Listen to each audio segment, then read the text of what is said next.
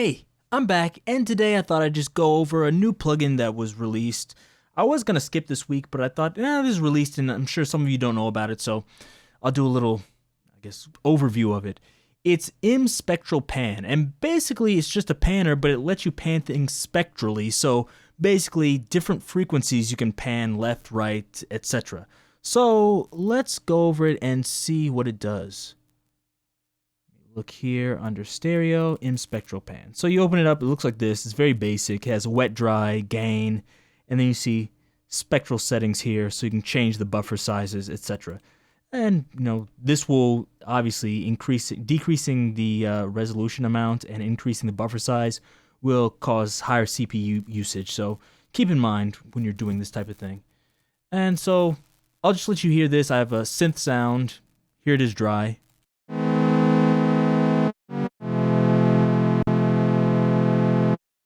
Completely mono, but you can just go in here and just draw on here like this everywhere. And so let's listen to this now.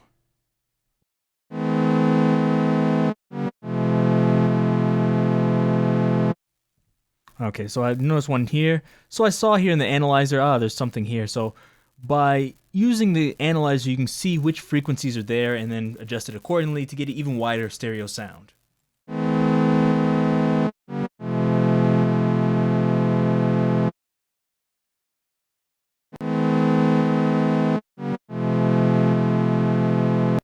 So fairly easy. Like I said, this isn't a very complicated plugin, but it can do lots of cool things. They have some already here if you want to use them, like stereo expansion. It's on 20%, but let's move it up to 100% so you can hear that.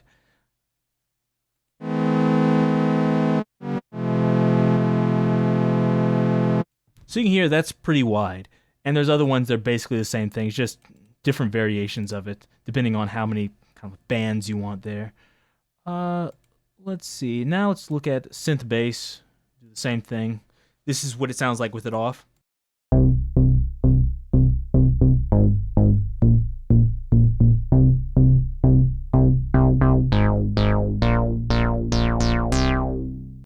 Now let's turn it on.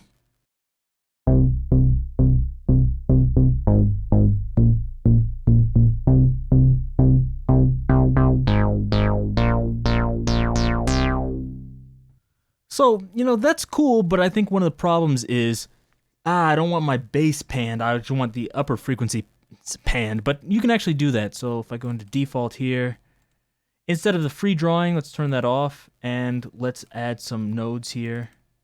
Let's see, maybe around 200 or so, I guess is good. And let me take this now, and let's use sine waves. So if I move this up, yeah, and create a bunch of sine waves here. Actually, let me add another node there. Move this up all the way. Move this down.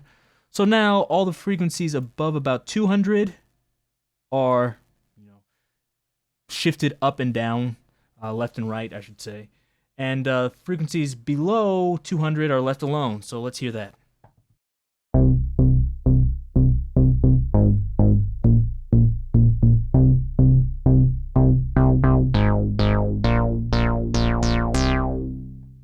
So I can use that to just create some, widening at the top, but leave the bass mono.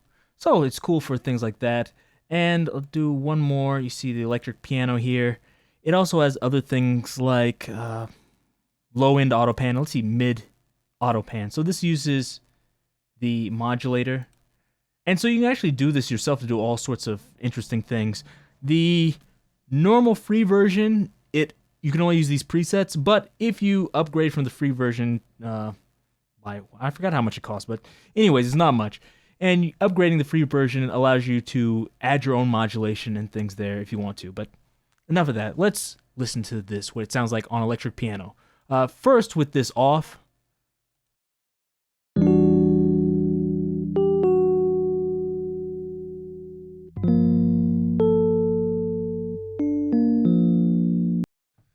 So that seems simple enough. Now let's turn it on.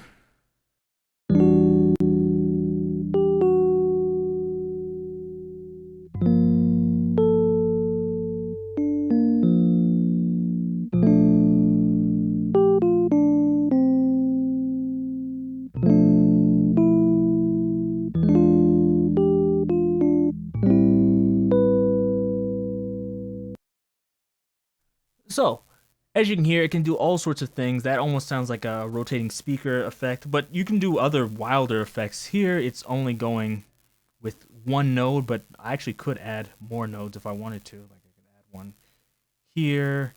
I could add something like this, and let's see, learn, move this around here, move this like this,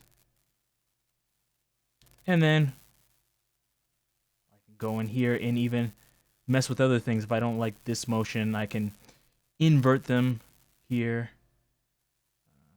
Choose some at random. So now it has this really strange shape, and let's see how this sounds.